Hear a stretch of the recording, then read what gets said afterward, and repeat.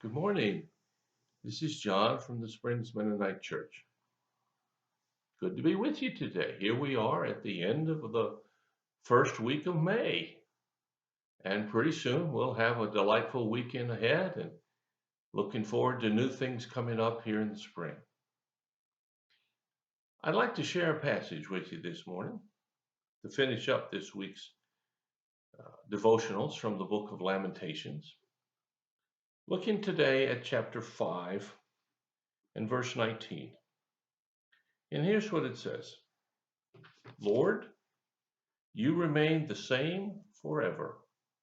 Your throne continues from generation to generation. I have to think about that for a minute. Lord, you remain the same forever.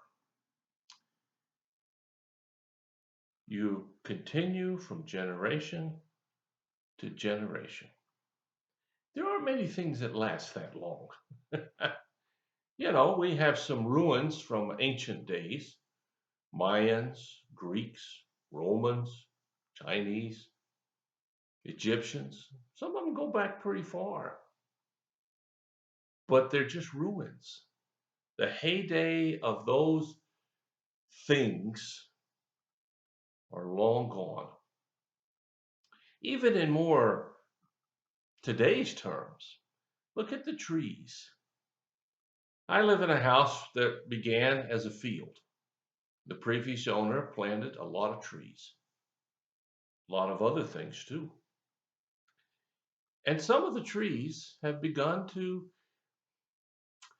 don't look quite what they used to. A sequoia may last for 1,000 years, but a maple's not. And certainly a blue spruce isn't.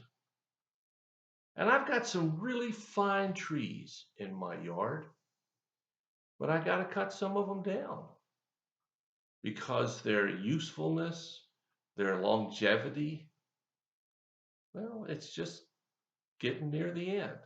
I hate to do that because I just hate cutting down a bush or a tree, anything like that.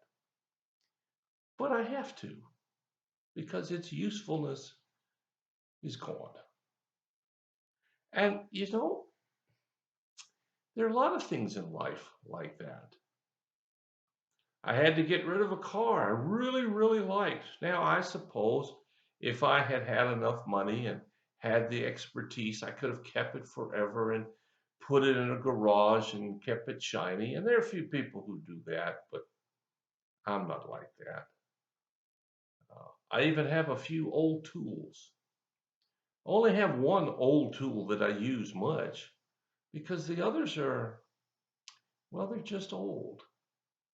And it's long past its longevity. But this passage tells us that God remains the same forever. And I ran across this phrase somewhere, I don't remember when, but it says this: God knows what we need long before we ever recognize it.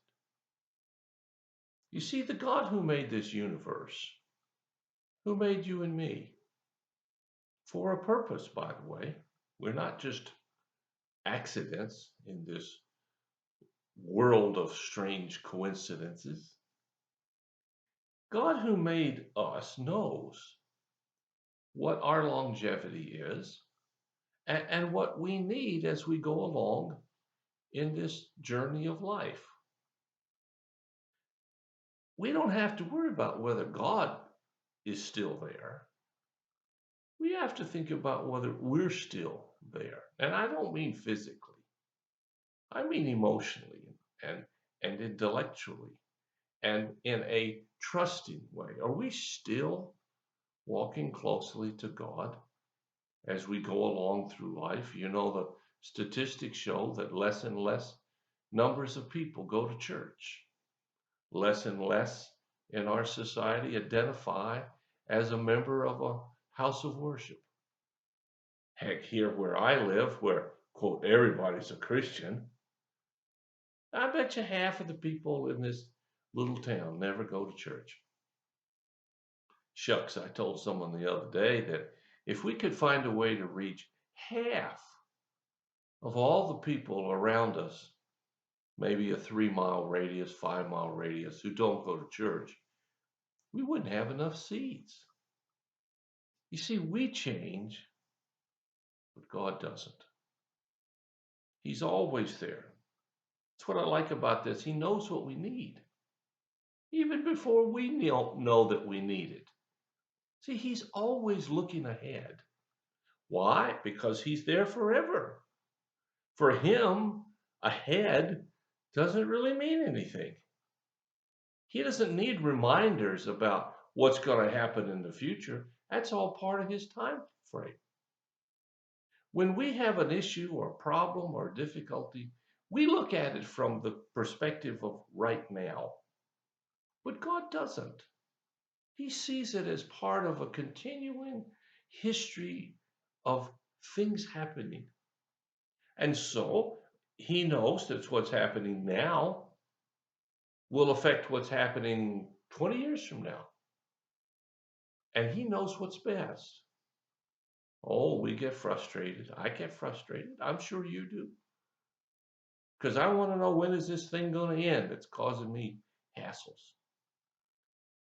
And the truth of the matter is, that doesn't matter.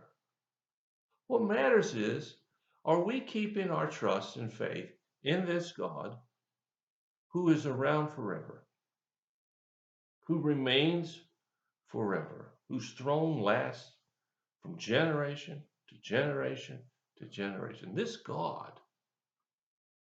who made the heavens and earth and makes all of eternity is the same God that's available for us to worship and fellowship with. And when I say worship, I don't mean some kind of a stiff ritual.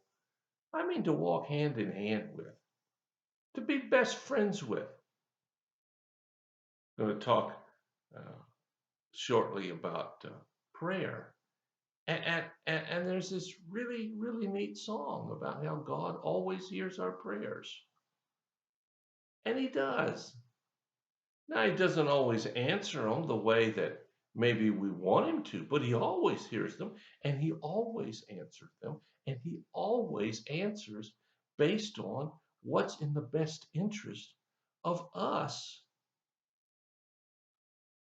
forever.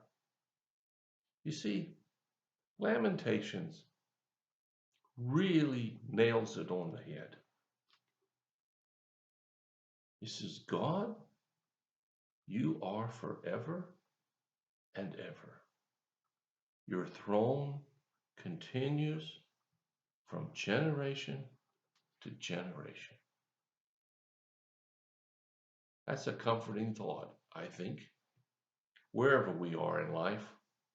And as we approach this weekend, I hope you'll think about it. Are you walking hand in hand with this God of eternity? You can. I think you should. You won't find a better partner. You certainly won't find a more faithful companion. God's even better than a good lapdog, because they don't last forever either. Well, thanks for listening. Hope you have a great day, a great weekend. If you have a prayer concern or a need, let us know. We'll do everything we can as fast as we can to help meet your need. God bless you. I'll talk to you again.